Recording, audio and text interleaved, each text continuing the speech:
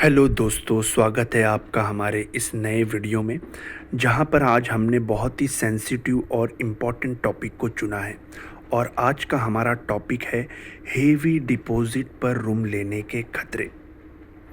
बढ़ते हैं वीडियो में आगे। आजकल मुंब्रा, थाने, मुंबई, पुणे और कई बड़े शहरों में लोग हेवी डिपॉजिट पर रूम लेते हैं, ये सोचकर कि कुछ सालों का किराया बच जाएगा और मेरी सेविंग थोड़ी और ज़्यादा बढ़ जाएगी। लेकिन इसके पीछे दोस्तों बहुत ज़्यादा खतरे छुपे हैं। सबसे पहले समझते हैं हेवी डिपॉजिट होता क्या है। जो लोग पहली बार हेवी डिपॉजिट पे रूम लेने का सोच रहे हैं वो लोग बड़े गौर से इसे समझ लीजिए। हेवी डिपॉजिट का मतलब आपने एक बहुत ही बड़ी रकम, लाखों रुपए ओनर को दे दिए, जिसके बदले में आपको रूम का रेंट नहीं देना है, या आपको किराया बहुत ही कम देना है, या आपको सिर्फ लाइट बिल भरना है। ऐसी कंडीशंस हो सकती है। मान लीजिए आपने 10 लाख दे दिए और 3 साल के लिए रूम ले लिया, लेकिन इसके पीछे जो खतरे हैं वो आज आपको मैं डिटेल में बताने वाला हूँ, और उसी लिए मैंने उसे कहा है खतरनाक रिस्क। तो ये खतरनाक रिस्क क्या है, इसे अब हम लोग एक एक करके समझते हैं। जो लोग इस वीडियो और इस चैनल पे नए हो प्लीज़ इसे लाइक और सब्सक्राइब कर लीजिए। हम लोग बड़ी मेहनत से इस वीडियो को बनाते हैं, बहुत ही रिसर्च करके इस वीडियो को बनाते हैं। शुरू करते हैं कि खतरनाक रिस्क कौन कौन से है। पहला रिस्क, लीगल डिस्प्यूट। अगर प्रॉपर्टी इलीगल हुई या ओनर के ऊपर कोर्ट केस हो सो, आपके पैसे फंस जाएगी। बहुत बार ऐसा होता है कि जो इस बिल्डिंग में आप रूम ले रहे हो वो ऑलरेडी विवादों में हो, उसमें केसेस हो, महानगर पालिका की नोटिस आई हो, और ओनर हेवी डिपॉजिट के नाम पर आपके पैसे लेकर भाग गया हो। ये एक बहुत ही सीरियस और इम्पॉर्टेंट टॉपिक है। इस पर आप हमेशा रिसर्च करिए, लोगों से बातचीत करिए और इसकी जानकारी प्राप्त कीजिए। दूसरा जो हमारा ख़तरनाक रिस्क है वो है ओनर का वादा तोड़ना। बहुत बार ऐसा होता है कि ओनर 6 महीने 1 साल के बाद कहता है कि अब मेरे घर वाले वापस रहना आने चाहते हैं, या मेरे डैडी, मेरे परिवार आना चाहता है, या मेरे घर में शादी आ गई है, मैंने शादी में पैसे खर्च कर लिए हैं, मुझे रहने आना है। और वहाँ पर वो कहता है कि मैं आपके डिपॉज़िट के पैसे बाद में चुका दूँगा, आप घर खाली कर लीजिए। ये भी एक बहुत इम्पॉर्टेंट पॉइंट है, इसके बारे में भी आप सोच कर ही कदम उठाइए।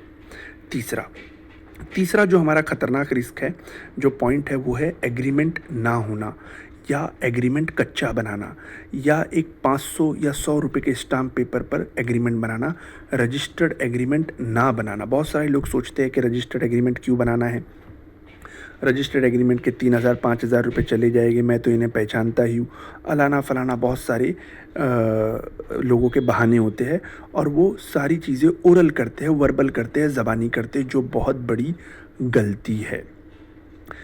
चौथा हमारा जो खतरनाक रिस्क है वो है थर्ड पार्टी ऑब्जेक्शन, यानी फैमिली में डिस्प्यूट हो गया है, रूम जिनके नाम पर था उनके लड़के से आपने सौदा किया है, उनके बेटे से, उनके सन से आपने सौदा किया है, उनके साथ आपकी डील हुई है।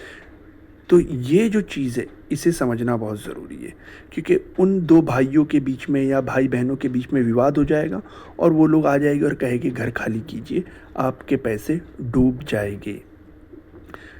चौथा जो एक प्रॉब्लम होता है, डिपॉजिट रिटर्न करने की समस्या। 3 साल आप रह तो लिए, लेकिन जब डिपॉजिट वापस देने की बारी आई तो अब उसके पास 3 लाख 5 लाख जितनी भी रकम में आपने रूम लिया था वो अमाउंट है ही नहीं।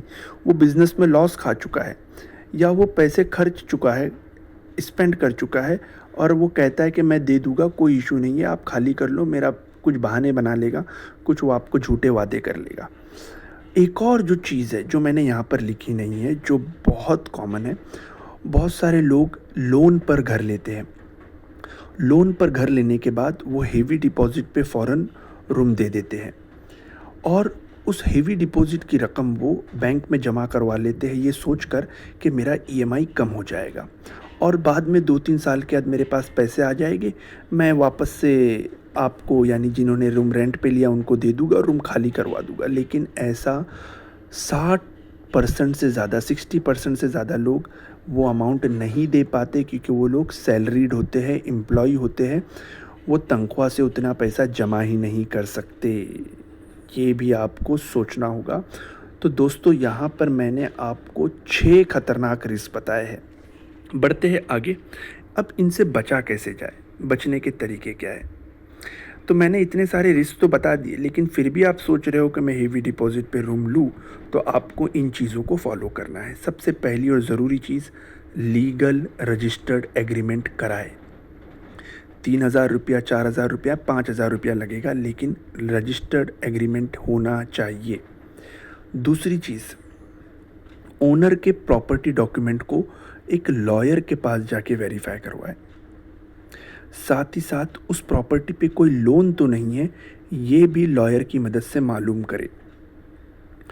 तीसरी इम्पॉर्टेंट चीज़, आपका हेवी डिपॉजिट का पैसा हमेशा बैंक ट्रांसफ़र के थ्रू होना चाहिए, ऑनलाइन होना चाहिए, उसी ओनर के अकाउंट में जिससे आप रूम ले रहे हो, ना कि किसी और के जीपे पर या कैश में। ये गलती बिल्कुल भी ना करना।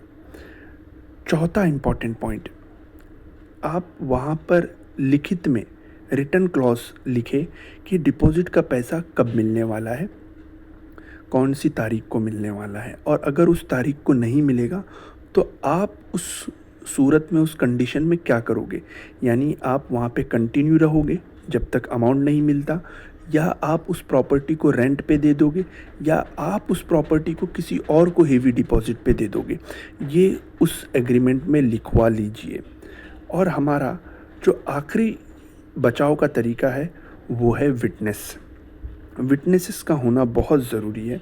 उनके सामने ही आप अमाउंट दीजिए, उनके सामने ही आप एग्रीमेंट साइन करवाइए, क्योंकि आपको पता नहीं है कि बाद में कभी आपको कोर्ट कचहरी ना करनी पड़ जाए, तो इसलिए ज़रूरी है कि विटनेस भी वहाँ पर प्रेजेंट हो।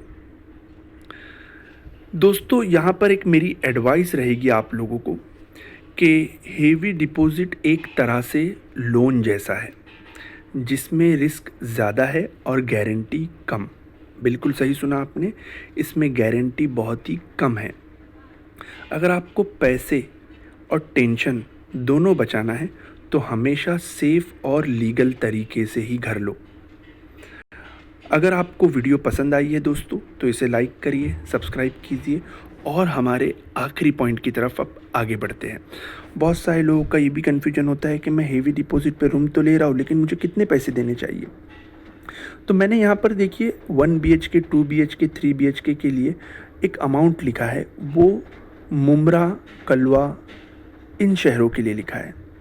आप जिस भी इलाके में रहते हो, उस इलाके में प्रॉपर्टी की जितनी भी वैल्यू है, उस वैल्यू का 40%, 40% से ज़्यादा आपको अमाउंट हेवी डिपॉजिट के लिए नहीं देना है, बिल्कुल भी नहीं देना है, याद रखिए। और आखिरी और एक सेफ्टी के लिए इम्पॉर्टेंट टिप, आपकी सेविंग का 30 से 40% से ज़्यादा डिपॉजिट ना करें, क्योंकि इमरजेंसी में आपको भी फंड की ज़रूरत पड़ सकती है। तो थैंक यू वेरी मच दोस्तों। इसी तरीके से हम हमारे चैनल पर और भी अच्छे अच्छे वीडियो लाते रहेंगे। आप लोग इसे सब्सक्राइब कर लीजिए और अपने बाकी दोस्तों के साथ भी शेयर कर लीजिए। Thank you.